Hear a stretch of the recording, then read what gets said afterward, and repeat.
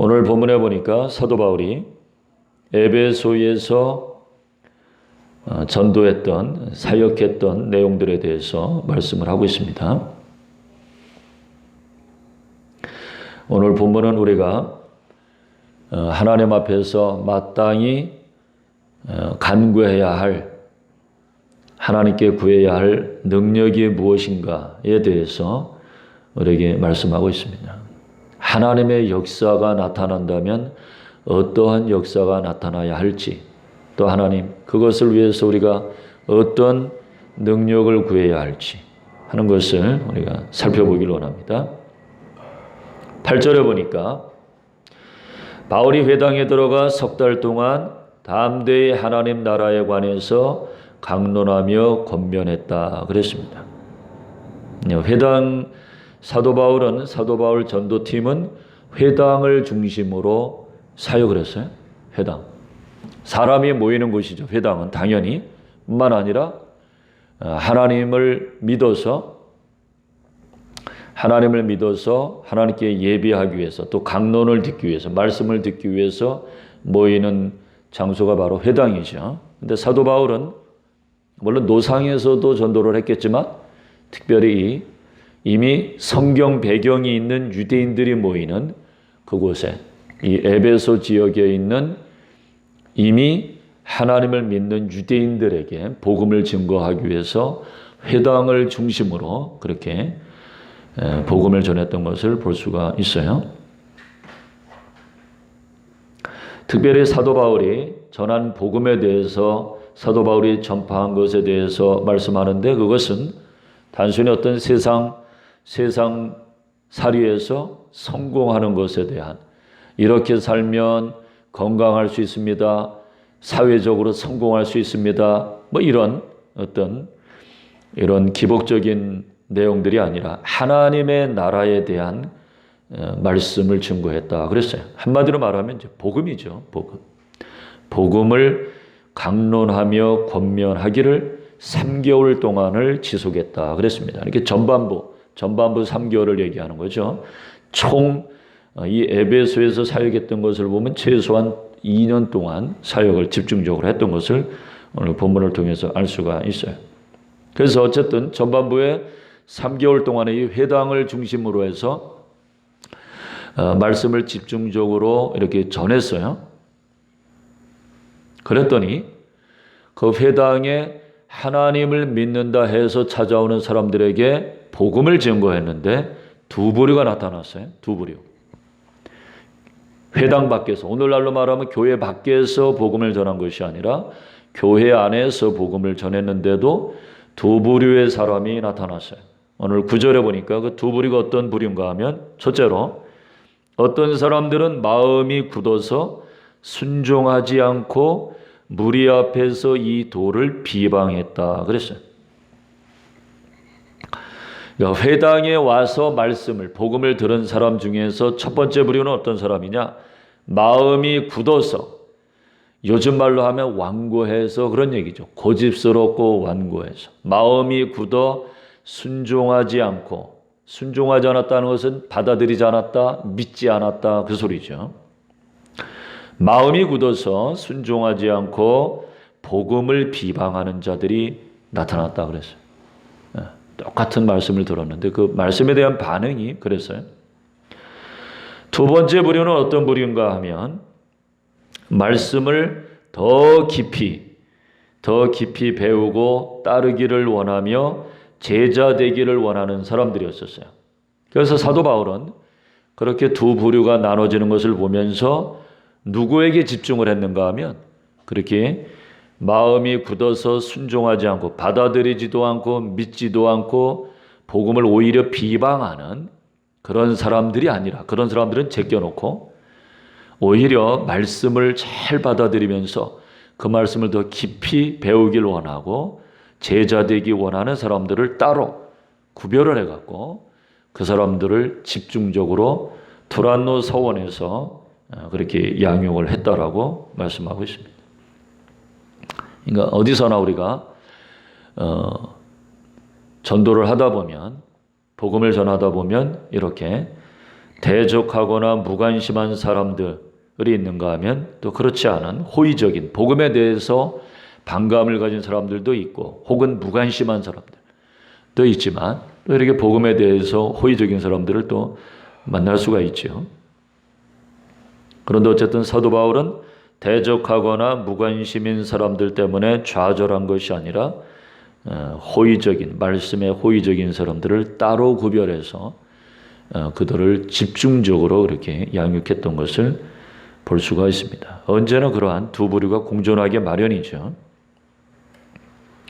그러니까 우리도 마찬가지로 복음을 전하다 보면 아무래도 복음에 호의적인 최소한 전도자에게 호의적인 사람들에게 우리가 집중하게 되겠죠.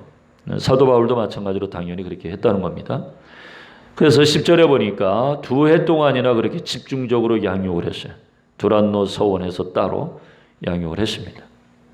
그러니까 우리도 사역을 하면서 그렇게 우리가 찾아내야 될 사람들은 그래 말씀에 호의적인 요즘은 참 그런 사람들 찾기 힘들지만 우리 쉽지 않지만 어쨌든 우리가 그런 사람들을 찾아내는 일에 기도하면서 힘을 써야 될 줄로 믿습니다. 그래서 2년 동안 집중적으로 두란노에서 양육을 했더니 10절에 보니까 말씀하기를 그 소아시아 지역에 사는 유대인이든 헬라인이든 소위 말하는 유대인이든 이방인이든 간에 주의 말씀을 다 듣게 되었다. 그렇게 말씀을 했어요.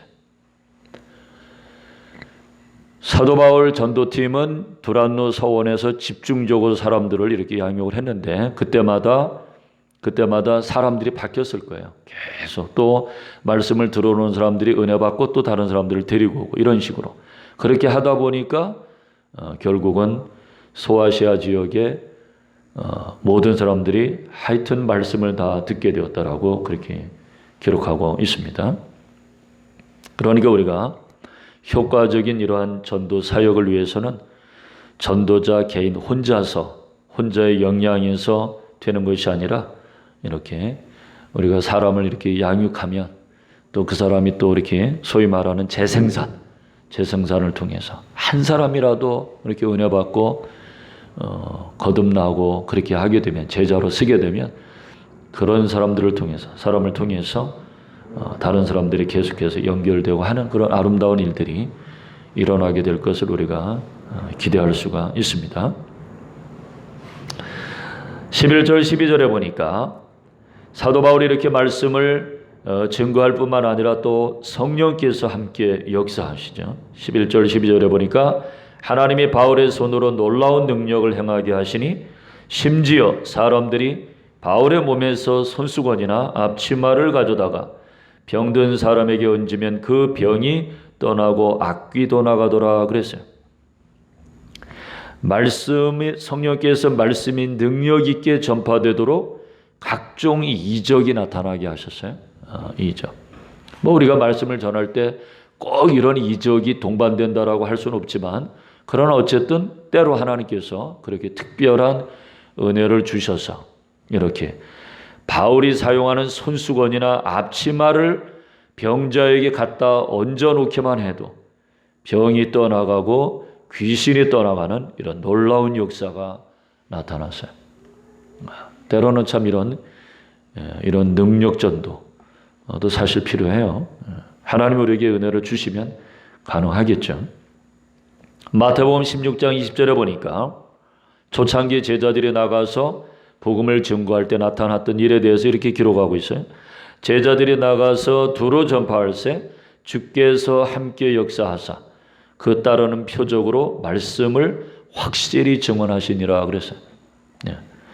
주께서 성령께서 말씀 전하는 곳에 함께 역사하셔서 그 따르는 표적으로 말씀을 확실히 증거하게 하셨대요.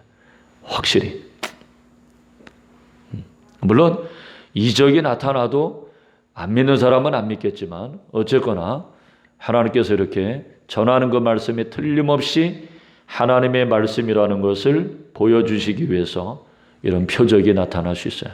우리의 사역 가운데도 우리의 사역의 현장에서도 이와 같은 은혜가 있기를 축원합니다. 13절로 16절에 보니까 그러다 보니까 이렇게 전하는 말씀보다는 이 나타나는 은사에 관심 있는 사람들이 또 부류가 나타났어요.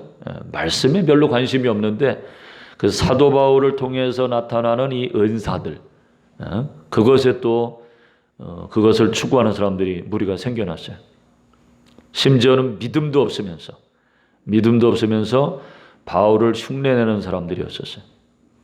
그런 사람들 중에서 어떤 부류가 있었는가 하면 첫째로 돌아다니면서 여기저기 다니면서 마술을 행하면서 돈을 버는 유대인들 한 사람이 아니었던 것 같아요. 이렇게 마술을 행하면서 사람들의 마음을 빼앗고 돈을 버는 사람들이 있었는데 보아하니 사도 바울을 통해서 나타나는 능력이 대단하니까 그것을 흉내를 냈어요. 또 한 무리는 어떤 무리가 있었는가 하면 유대의 한 제사장, 유대인 가운데 한 제사장 스게와라고 하는 제사장이 있는데 그 사람이 7 아들이 있었어요. 그래서 이 스게와 제사장의 7 아들들과 그리고 마술로 돈을 벌던 유대인들이 귀신을 쫓아내겠다고 예수님 이름을 이렇게 선포를 했어요. 근데 이 사람들이 예수 이름, 사도 바울을 통해서 저런 능력이 나타나는 것은 가만히 관찰을 해보니까 예수 이름으로 떠나갈지어다. 뭐 이렇게 했겠죠. 예수 이름으로 했겠죠, 사역을. 그러니까 예수님의 이름을 그냥 주문 외우듯이 외치기만 하면 능력이 나타나는 줄 알고 그렇게 하기만 하면 소리만 지르고 외치기만 하면 되는 줄 알고 흉내를 낸 것이죠. 그러나 사실은 예수님 이름 자체에 물론 능력이 있죠. 그러나 하나님께서 사도 바울을 통해서 사도 바울이 예수 이름을 선포할 때 능력을 행하셨던 것은 그 사도 바울 마음 안에 있는 주님을 향한 믿음, 그것을 응답하신 것이죠. 그런데 이들은 사도 바울과 같은 믿음은 없으면서 오로지 주문 외우듯이 자기네들이 예전에 마술을 행했던 것처럼 주문만 외우면 되는 줄 알고 착각을 한 것이죠.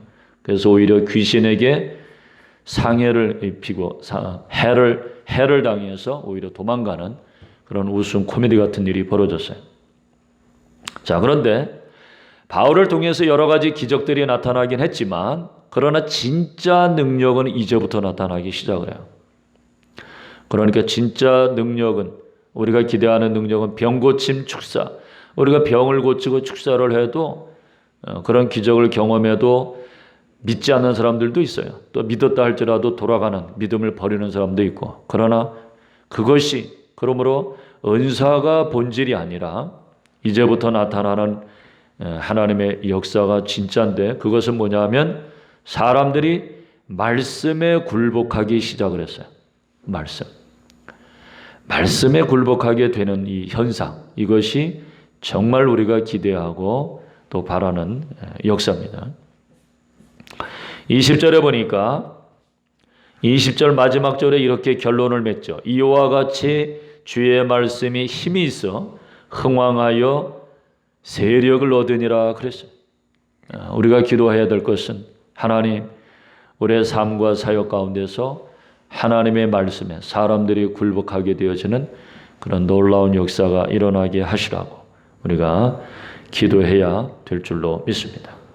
그래서 사람들이 어떻게 사도 바울 전도팀을 통해서 전파되는 복음에 굴복하게 됐는가 하면 17절에 보니까 에베소에 사는 유대인과 헬라인들이 다 이 일을 알고 두려워하며 여러 가지 기적도 나타나고 또 말씀도 들었죠. 두려워하며 주 예수의 이름을 높이고 믿은 사람들이 많이 와서 자복하여 행한 일을 알렸다 그랬어요. 자복하는 역사가 일어났어요. 자복하는 역사. 두려워하며 예수님의 이름을 믿고 예수 이름을 높이고 뿐만 아니라 믿게 된 사람들이 자신들이 행한 죄를 자복하는 소위 말하는 회개 역사가 일어난 거죠. 회개 역사. 자기의 죄를 깨달은 거예요. 그래서 구체적인 회개의 징조들이 나타나는데 19절에 보니까 마술을 행하던 많은 사람이 이 책을 그들이 사용하던 책이 있죠. 책을 모아 가지고 와서 모든 사람 앞에서 불사르니 그 책값을 계산하니까 은 5만 정도, 하여튼 엄청난 분량의 책들을 다 소각을 하게 됐어요. 예전에는 그 마술로 돈을 벌었던 사람들이 이제는 그것이 아깝다 하지 않냐고 다 불로 태워버렸어요. 이전에는 말씀을 듣기 전에는 그것이 죄인 줄 몰랐다가 말씀을 들으니까 마술을 돈을 벌기 위해서 했던 그 마술이 하나님 앞에 죄인 것을 깨닫고 그것을 끊어내기로 결단하는 역사가 나타난 거죠. 우리가 하나님 앞에 기도해야 될, 진짜로 구해야 될 능력은 오늘 이 본문의 말씀처럼 사람들이 우리 입술을 통해서 증거되는, 우리의 삶을 통해서 증거되는 하나님의 말씀을 통해서 듣는 자들이 말씀에 굴복하는 역사가 일어나게 되기를 소원합니다. 로마서 8장 7절에 보니까 육신의 생각은 하나님과 원수가 되나니 이는 하나님의 법에 굴복하지 아니할 뿐 아니라 할 수도 없음이라 그랬어요. 육신의 생각은 하나님과 원수가 된 생각이에요. 육신의 생각이라는 게 뭐예요? 하나님께 대적하는 모든 일체의 사상들, 문화들 이런 것들을 다 포함해서 하는 말씀이죠. 육신의 생각, 하나님을 대적하는 이 마음. 육신의 생각은 하나님과 원수가 되나니 이는 하나님의 법에 굴복하지 아니한대. 어떤 사람이 하나님을 대적하고 하나님께 굴복하지 못하는 것은 이 육신의 생각에 사로잡혀 있는 것이죠. 그런 육신의 생각을 가지고 있어서는 하나님의 법에 굴복하지 않는, 그리고 굴복하라고 해도 할 수가 없어. 할 수가 없어. 이 육신의 생각에 사로잡혀 있으니까. 그런데 오늘 본문에 보니까 그렇게 마술을 통해서 돈을 벌겠다고 하는 육신의 생각에 사로잡혀 살던 사람들이 오늘 보니까 하나님의 법에 굴복하는 역사가 나타났어. 이야, 이건 순전히 하나님의 역사죠. 하나님의 은혜의 역사예요. 우리의 삶과 사역 속에서 이와 같은 일들이 많이 일어났으면 좋겠어요. 고린도후서 10장 4절 이하에 보니까 이렇게 말씀해요. 우리의 싸우는 무기는 육신에 속한 것이 아니요 오직 어떤 견고한 진도 무너뜨리는 하나님의 능력이라 그랬어요. 우리의 싸움은 혈기 싸움이 아니라는 거죠. 무슨 자존심 대결도 아니고 오직 어떠한 견고한 진도 무너뜨리는 하나님의 능력이라. 이 견고한 진이라고 하는 것은 어떤 실제 전쟁에서의 진이 아니라 이 마음에 있는 견고한 진이죠. 완고한 진. 그것을 무너뜨리는 하나님의 능력에 의해서 하는 일이어야 한다는 거예요. 하나님의 능력이 아니고서는 안 된다는 거지. 하나님의 능력이 아니고서. 그래서 하나님의 능력이 나타나면 어떻게 되느냐 하면 그 마음에 갖가지 이론과 생각으로 그렇게 단단하게 진을 만들고 있던, 진을 이루고 있던 모든 견고한 진이 다 무너지게 된다는 거예요. 하나님의 능력이 그 심령 가운데 임하면 모든 이론이 무너뜨려진대. 이야, 그러니까 어떤 사람이, 우리도 그랬지만 어떤 사람이 우리가 전하는 복음을 듣고 그 복음에 순종하고 자기의 죄를 깨닫고 순종하고 고치고 회개하고 말씀에 굴복하게 되는 것은 이건 정말 강력한 하나님의 능력이야. 하나님의 능력이 그 영혼에 임하고 있다는 거예요. 무슨 대단한 막 그냥 은사가 나타나서만이 아니라. 그러니까 참으로 귀한 것이죠. 그래서 그 마음속에 머릿속에 가지고 있던 모든 세상에 하나님을 대적하던 이론들이 다 무너져 내리게 돼.